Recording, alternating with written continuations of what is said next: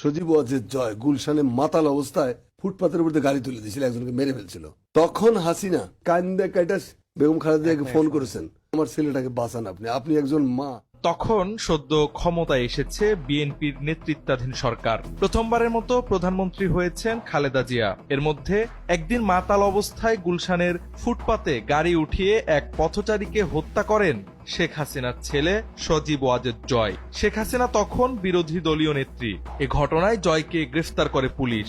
স্বাভাবিক প্রক্রিয়ায় শুরু হওয়ার কথা ছিল বিচার কার্য, কিন্তু ছেলেকে বাঁচাতে হন্তদন্ত হয়ে শেখ হাসিনা সরাসরি ফোন করলেন প্রধানমন্ত্রী খালেদা জিয়াকে।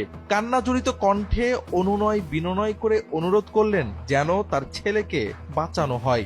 শেখ হাসিনা বলেছিলেন, আপনিও তো একজন মা, আমার ছেলেটাকে বাঁচান। আমি একজন মা হিসেবে আরেকজন মায়ের কাছে হাত দুটো পেতেছি। এই অনুরোধের প্রেক্ষিতে খালেদা জিয়ার হস্তক্ষেপে এক প্রকার মুক্তি পান সজীব ওয়াজেদ জয়। এই তথ্য প্রকাশ করেছেন দৈনিক যুগান্তরের সম্পাদক কবি আব্দুল হাই শিকদার। সময় টিভির আয়োজনে দেশনেত্রীর মহাপ্রয়াণ শিরোনামের একটি অনুষ্ঠানে এমন কথা বলেন আব্দুল হাই শিকদার। সামাজিক যোগাযোগ মাধ্যমে এই ভিডিও ছড়িয়ে পড়লে ব্যাপক আলোচনার সৃষ্টি হয়। কেউ কেউ এটাকে শেখ হাসিনার পরিবারের প্রতি খালেদা জিয়ার সহমর্মিতা বলে উল্লেখ করেন। আবার কেউ বলেন, এতদা সত্ত্বেও অকৃতজ্ঞের মতো খালেদা জিয়াকে শেষ জীবনে অত্যাচার করেছেন শেখ হাসিনা।